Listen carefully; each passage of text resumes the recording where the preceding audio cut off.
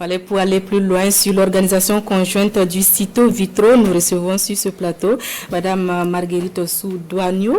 Bonjour. Bonjour, Christine. Bienvenue sur ce plateau, votre plateau. Merci beaucoup de me recevoir sur votre plateau, notre plateau. Ok. Alors, le rendez-vous est pris du 26 au 29 octobre pour les deux activités. Une renaissance, a-t-on envie de dire? Oui, on peut le dire, c'est une renaissance. Le Salon international du tourisme et de l'hôtellerie de Ouagadougou a été suspendu depuis 2017 et la vitrine internationale du tourisme, de l'hôtellerie et de la restauration de Ouagadougou a pris le relais et ces deux événementiels vont se retrouver pour un seul événementiel. On peut dire que c'est vraiment une renaissance. Alors, les deux événements reviennent avec beaucoup d'innovations annoncées. Est-ce qu'on peut en savoir davantage, Madame Douane? Alors, on a beaucoup d'innovations, effectivement. Cette année, nous avons voulu ramener le tourisme à ses acteurs. Donc, ça veut dire que nous allons nous intéresser beaucoup aux acteurs du tourisme eux-mêmes. Et nous allons surtout mettre l'accent sur les collectivités. Nous voulons que nos régions soient fortement représentées au Cito Vitro cette année. Nous leur avons dédié un espace vraiment assez confortable et chaque région normalement a un stand où elle va essayer de donner à voir tout ce qu'il y a comme potentialité touristique dans sa région parce que nous parlons aujourd'hui de tourisme interne. Alors nous avons également essayé de ramener le biotope parce que nous voulons que toutes les composantes du tourisme soient représentées au Cito. Et le tourisme synergétique, c'est un pan assez important et nous voulons que ce biotope-là donne à voir aux populations ce que nous avons en espèces d'animaux. Et nous avons d'autres innovations que vous découvrirez sur place. Voilà, le thème retenu pour ces deux événements est promotion du tourisme interne, facteur de résilience. Un mot sur ce thème retenu, Madame Douane. Alors, c'est un thème pour nous qui nous amène à réfléchir sur la situation de notre tourisme. Aujourd'hui, nous n'avons pas d'autre choix que de nous recentrer sur nous-mêmes. Et nous sommes vivement encouragés par les premières autorités de ce département en charge du tourisme-là à promouvoir le tourisme interne. Ça veut dire qu'il faut que nous arrivons à parler au Burkinabé, que nous n'avons pas d'autre solution que de promouvoir nous-mêmes ce que nous avons comme richesse touristique.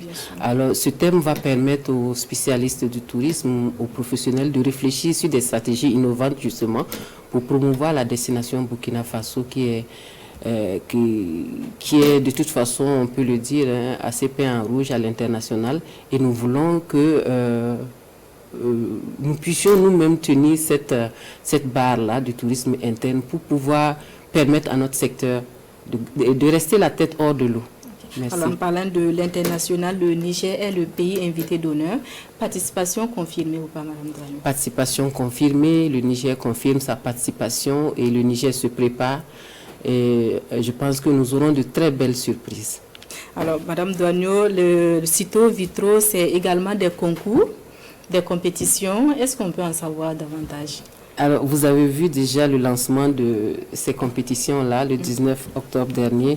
Nous avons des compétitions traditionnelles qui sont des compétitions comme les vallées de Cham, et des compétitions du meilleur loueur de véhicules, des compétitions d'art culinaire, et les compétitions de stand aussi, stand région, stand professionnel, stand pays. Voilà, autant de compétitions. À quelques jours de l'ouverture des deux événements qui s'organisent de façon conjointe, est-ce qu'on peut dire que tout est fin prêt ou presque? Oui, je pense qu'on peut dire que tout est fin prêt. Le CENO sera sur place à partir de lundi pour la mise en place des stands, de la décoration. Sur ce point-là, je pense qu'à partir de lundi, nous allons nous déployer sur le site du CAO. Et en tout cas, nous pouvons dire que nous sommes fin prêts pour ce Cito Vitro 2023. Un appel à la population burkinabé par rapport à ces deux événements? Oui, l'appel que nous lançons à la population burkinabé, c'est de vraiment sortir, de venir sur le site du CAO à partir du 26, parce que la cérémonie d'ouverture déjà est à ne pas manquer. Parce que c'est un concept que nous voulons pour rendre hommage au Sahel, cette zone touristique qui aujourd'hui très difficilement accessible et nous voulons que cette zone touristique-là soit de la partie de la fête. Donc nous avons cette cérémonie d'ouverture totalement dédiée à la zone du Sahel et nous avons également envie de recréer ce musée de Oursi, Oubero.